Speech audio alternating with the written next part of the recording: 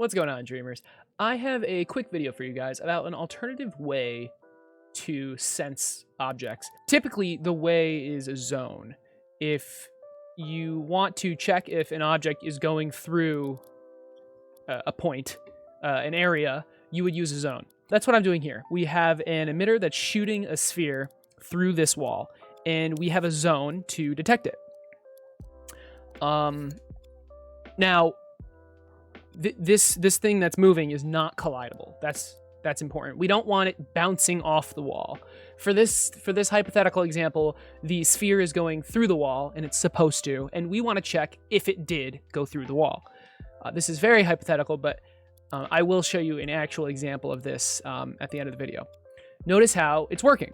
When the zone detects, we're detecting the label, and it's labeled, the sphere is labeled object. When the zone detects the object, the sphere, it resets the timer, and the keyframe makes it glow.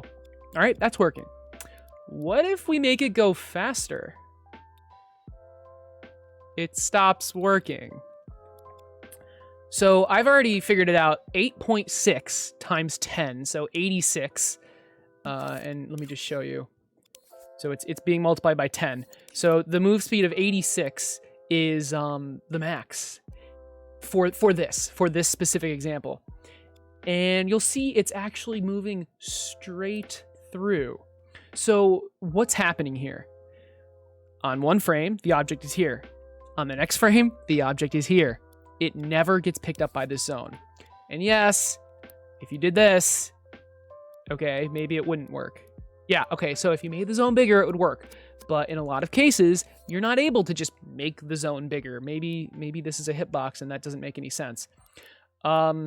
So what do you do? Oh, and the reason, by the way, like logic runs at 30 frames per second. So yes, it visually appears that this is like passing through it, but logic only runs at 30 frames per second, which is why this is happening. So what do you do about this?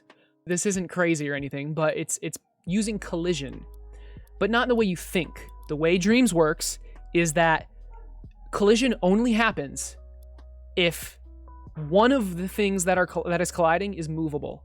What if we don't want this projectile to be collidable? What would we do? Well, we would make the wall collidable. We can have a second wall, which is really we can think of this as a zone. We can think of this as a zone, and we teleport it into place. And if you teleport something that is movable, it does not move at all, but collisions are still sensed. So in here, all we have is this teleporting thing sensing the collisions from this. This is not movable. This is movable. And if we play and turn this emitter on, we'll see that it works. Now, this is only 8.6. This is 9. Notice how it's going straight through.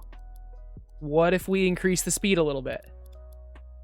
It still works. And again, this method only makes sense if the thing that's moving through the air, the thing that you're detecting, cannot be collidable.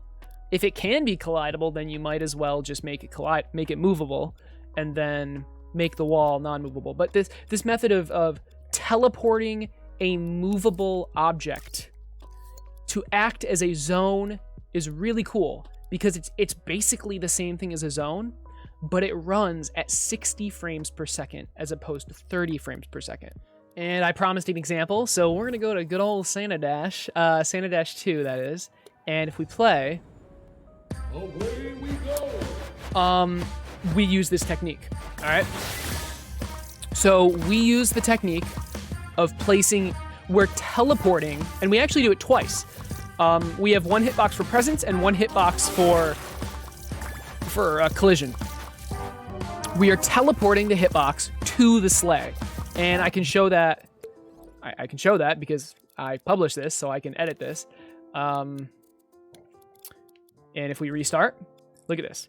We have a green box. This green box, let's get rid of the floor really quick. This green box is detecting the collisions for the presence, and this red box is detecting collisions for for the sleigh, like if you hit an obstacle. You'll notice how the red one is so small. I just wanted to make the game fair, right? I didn't want you taking hits when you shouldn't have. But this is what we're using. We're not using a zone. The reason we're not using a zone is because this moves quick. This gets very quick. And in testing, using a zone was the first thing I tried, but it phased through. It didn't detect anything. It wasn't working. I put a zone on Santa. I put a zone on the obstacles. It wouldn't work. So then I figured out this method. You might wonder, why not just make the sleigh collidable, the sleigh itself? Why do you have to teleport something? The reason we have to teleport something is because if the sleigh hits something, it would like move because it's collidable and movable, and we didn't want that. We wanted to just phase through the obstacles and get hit by them. So hence this method. So just to recap, on the right side, on the first example, all we have is a zone detecting the object, the label object.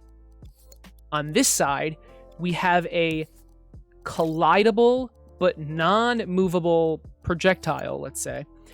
And to detect it, we are using a movable, collidable, like object, basically.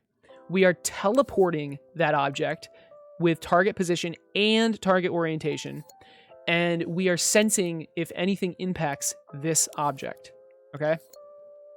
And that's what triggers the glow instead.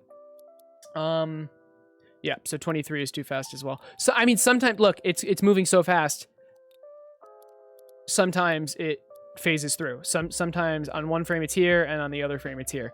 So you just have to make sure it's not too fast, but this is still significantly better than using a zone. I hope this helped. You're not going to use this every single situation that you're detecting things. I would, for the vast majority of cases, you should use a zone. But when things are moving potentially very fast, it would make sense to use this method instead. If you need additional Dreams help, I stream Dreams on Twitch every Tuesday, Wednesday, and Thursday. And just stop on by and ask any questions you have. I also have an awesome Discord community. The link is in the description where you can ask any questions you want. I hope you guys enjoyed the video and have a great rest of your day. I'll see you in the next one. I just wanna be with you.